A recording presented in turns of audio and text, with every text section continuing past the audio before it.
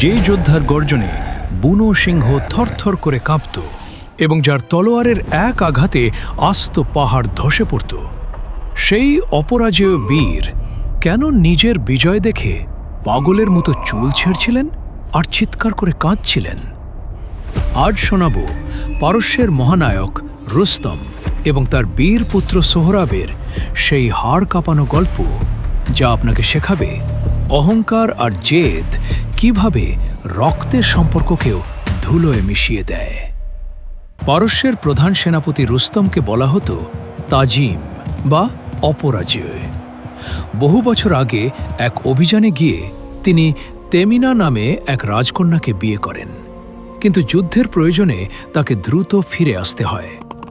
যাওয়ার সময় তিনি তার অনাগত সন্তানের জন্য একটি কবজ বা আমুলেট দিয়ে যান। বছরের পর বছর কেটে গেল। রুস্তমের ছেলে সোহরাব বড় হয়ে এক বিশাল যোদ্ধা হলেন, কিন্তু তিনি জানতেন না তার পিতা কে, আর রুস্তমও জানতেন না তার একটি ছেলে আছে। এক পর্যায়ে পরিস্থিতি এমন হল যে পারস্য আর তুরানের যুদ্ধে পিতা ও পুত্র একে অপরের মুখোমুখি হলেন শত্রু হিসেবে। ময়দানে দুই বীরের লড়াই চলল টানা 3 দিন, কিন্তু কেউ কাউকে হারাতে পারছিল না। সোহরাবের মনে বারবার প্রশ্ন জাগছিল, এই প্রবীণ যোদ্ধা কি আমার পিতা রুস্তম? কিন্তু রুস্তম নিজের পরিচয় গোপন রাখার জেদে অটল রইলেন। চতুর্থ দিনে রুস্তম তার শেষ শক্তি দিয়ে সোহরাবের বুকে তলোয়ার চালিয়ে দিলেন। সোহরাব মাটিতে লুটিয়ে পড়ে মৃত্যুর কোলে ঢলে পড়ার সময় গোঙাতে গোঙাতে বললেন, আজ তুমি আমাকে মারলে ঠিকই, কিন্তু আমার পিতা রুস্তম তোমাকে ছাড়বে না। আমার হাতের এই কবজটি তার প্রমাণ। কথাটি শোনামাত্র রুস্তমের পায়ের নিচ থেকে মাটি সরে গেল।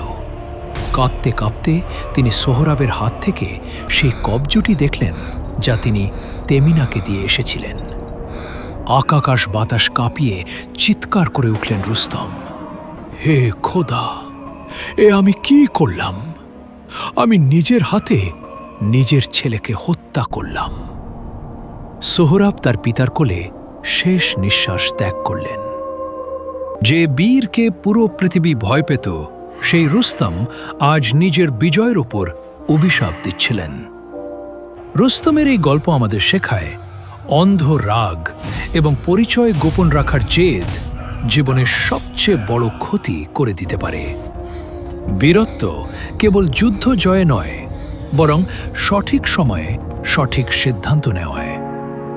আপনার জেদ কি আপনার প্রিয়জনদের আপনার থেকে দূরে সরিয়ে দিচ্ছে না তো? বিজয়ী হয়েও রুস্তমের মতো এমন পরাজয় যেন কারো জীবনে না আসে। এই ট্র্যাজিক কিন্তু বীরত্বপূর্ণ ইতিহাসটি যদি আপনার হৃদয় স্পর্শ করে থাকে, তবে কমেন্টে লিখে জানান, অহংকার পতনের মূল। ইরানি ইতিহাসের এমন আরও শিহরণ জাগানিয়া গল্প পেতে ভিডিওটি শেয়ার করুন এবং আমাদের চ্যানেলটি সাবস্ক্রাইব করে পাশেই থাকুন।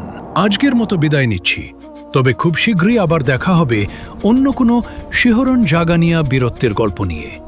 ততক্ষণ পর্যন্ত ভালো থাকুন, সুস্থ থাকুন এবং নিজের ও আপনার প্রিয়জনদের প্রতি বিশেষ খেয়াল রাখুন। আমাদের এই যাত্রায় পাশে থাকার জন্য আপনাকে অসংখ্য ধন্যবাদ। দেখা হবে অন্য কোনো গল্পে।